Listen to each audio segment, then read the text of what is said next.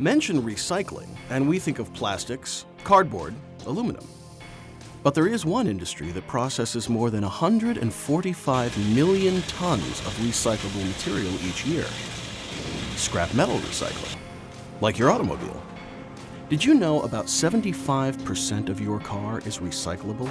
And recycling just one car saves 2,500 pounds of iron, 1,400 pounds of coal, and 120 pounds of limestone. The recycled steel from just 6 cars is enough to build a brand new steel-framed house.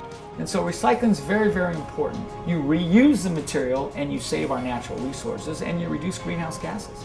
At SA Recycling, this new life of a car starts when it arrives at one of our recycling facilities.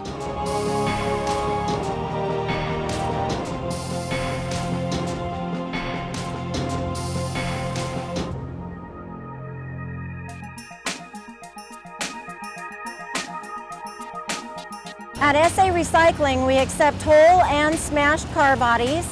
We do require DMV paperwork such as a title, a junk slip, lien sale paperwork, or some type of transfer of ownership paperwork from the DMV. The title does need to be signed over as if you're selling the vehicle to us. We drain the fluids, remove the battery, the antifreeze, oil, gasoline, and then we place it onto the mobile car smasher.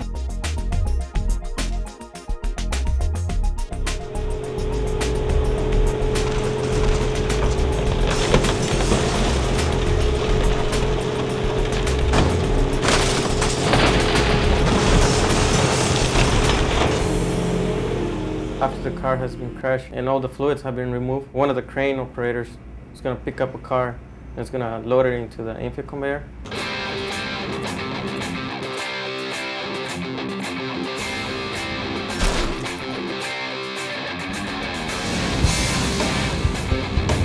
From the conveyor, they'll go up, go through the shredder. It takes anywhere from 2 to 5 seconds to shred a car.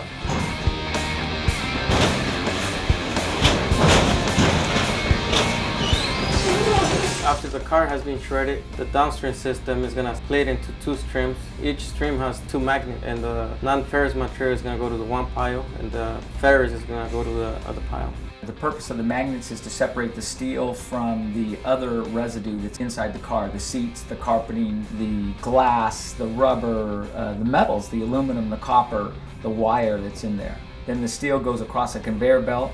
We have people there that will grab any type of copper that's stuck to the steel so that you get as clean a steel as possible. So after the car is shredded, this pile right here is the finished product. From here, the material is either loaded on a in-dump trailer for delivery to the port where it will be shipped overseas, or is delivered to a local steel mill for melting purposes.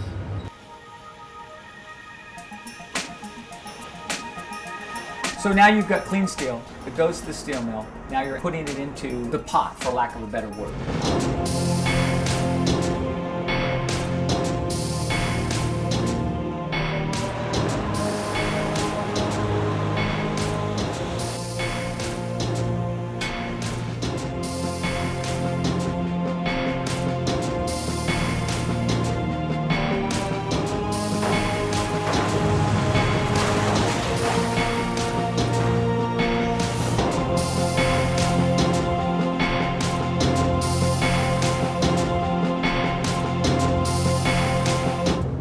And then they have the rods that go down in there to bring the electricity in.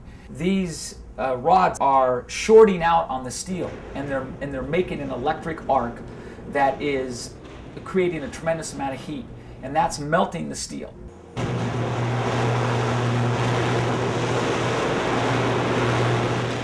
Once you've made that melted steel into the pot, then you're going to tap the pot.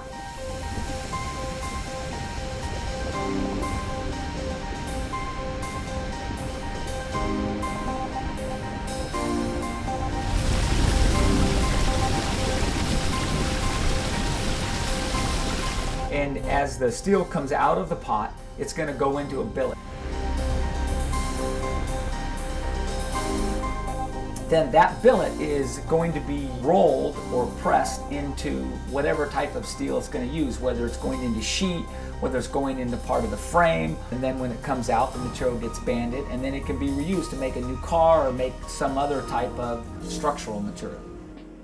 When you go to recycle a car, you're getting many different things, right? You're getting copper, you're getting aluminum, you're getting zinc, you're getting steel, also plastic. Okay, I mean, and so all of those things can be recycled out of the car. Through these recycling efforts each year, the United States saves enough energy to supply LA with nearly a decade's worth of electricity. Something worth thinking about. And by the way, that new car you just purchased may be part of a car you've ridden in before. SA Recycling. Solutions that meet our world's needs today and into tomorrow.